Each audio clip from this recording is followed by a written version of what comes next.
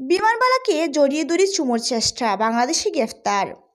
ওমানের রাজধানী মাস্কাট থেকে ঢাকাগামী একটি ফ্লাইটে বিমানবালার সঙ্গে অশালীন আচরণ ও তাকে জোর করে জড়িয়ে ধরে চুমু খাওয়ার চেষ্টার দায়ে মুম্বাইয়ে এক বাংলাদেশি নাগরিককে গ্রেফতার করা হয়েছে।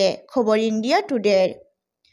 বৃহস্পতিবার ভোরবেলায় মাস্কট থেকে আসা ফ্লাইটটি ভোর 4টা নাগাদ মুম্বাইয়ে নামার প্রস্তুতি নিচ্ছিল। অবতরণের আধা ঘন্টা আগে এ অপ্রীতিকর ঘটনা ঘটে। গ্রেফতারকৃত ওই ব্যক্তির নাম দুলাল, বয়স 30। বৃহস্পতিবার তাকে মুম্বাইয়ের আন্ধেরি কোর্টে পেশ করা হয়েছে বলে জানিয়েছেন মুম্বাই পুলিশ। তার বিরুদ্ধে অভিযোগ করা হয়েছে বিস্তারার ফ্লাইট ইউকে 234 ফ্লাইটে মাস্কট থেকে মুম্বাইগামী বিমানে ওই যাত্রী এক বিমানবালার প্রতি অশালীন ইঙ্গিত করেন এবং তাকে জোর করে জড়িয়ে ধরে চুমু খাওয়ার চেষ্টা করেন। আন্ধেরি কোর্টে দুলালের আইনজীবী দাবি করেন তার মানসিক ভারসাম্যজনিত সমস্যা আছে। এছাড়া তিনি ইংরেজি বা হিন্দি বুঝতে পারেন না।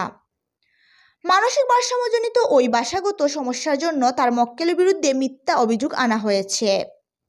আন্ধেরি আদালত শুক্রবার পর্যন্ত দুলালের পুলিশ হেফাজত মঞ্জুর করেছে।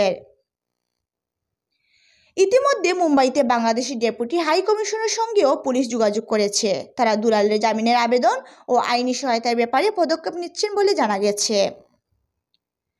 বিমানবালা অভিযোগপত্রে জানিয়েছেন তিনি ট্রলি নিয়ে যাত্রীদের খাবারের ট্রে কালেক্ট করছিলেন।